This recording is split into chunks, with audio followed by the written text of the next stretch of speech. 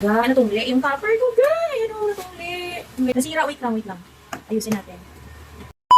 Hi there, Pangga!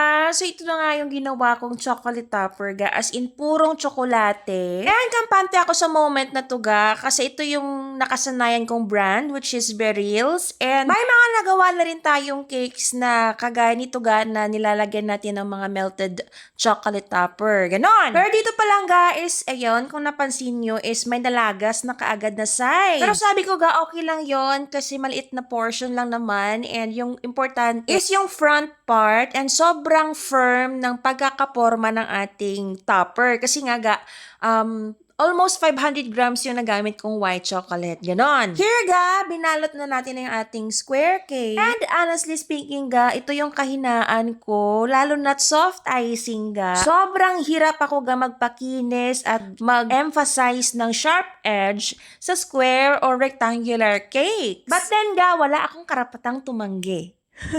Lalo na't suki ko yung nag-request na ganitong design talaga yung gusto niya. And in-explain ko naman sa kanya ga kung hanggang saan lang yung kaya ng powers ko. Pero syempre guys, ginawa natin yung ating makakaya. Ganon. So ito nga pala yung ating inspo cake. Ayan. And itong cake natin is 8x8x6 and choco moist cake. At yung gamit kong frosting dito guys, yung pangmalakasan, yung whippet. Ganon. Dito guys, sinicure na natin yung ating chocolate topper. At may nilagay ako sa gitna dyan ga, na tagos hanggang sa cake. So ito na nga ga yung kanyang final look. Sana, pero syempre ga, hindi talaga natin maiwasan. At may mga pagkakataon talagang china-challenge pa tayo. Ganon! A few moments later. Nasira, wait lang.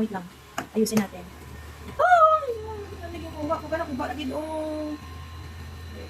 So yun nga ga, dapat natumba lang yung ating chocolate topper. Pero yun, alam mo yung ga, yung pagkuha ko mismo ga, nasagi ko pa yung frosting. Double pressure pa ga, kasi yung kukuha ng cake ay talagang naghihintay na sa labas ng bahay. Ganon. So yung last option ko ga, and yung pinakamadaling gawin is, pinangtubso ko na lang talaga lahat ng chocolate topper ga. So kung napansin nyo guys, hindi ko na nga ga nilabas yung cake sa loob ng box. And dali-dali ko na lang pinutos, kasi nga dadalhin pa tuga sa San Dionisio yung cake. Ganon. So, big shout out ga sa aking Suki Love. Darling Gian Sedge. Ayan, nasa Hong Kong yan ngayon si Ma'am ga. So, mingi tayo ga na pasensya dahil sa nangyari. Buti na lang ga at walang ka-problema itong kausap si darling ko ga. At naway dumami pa gayang clients ko ga na kagaya nito. Follow niyo pa ako mga pangga for more. Thank you so much for watching.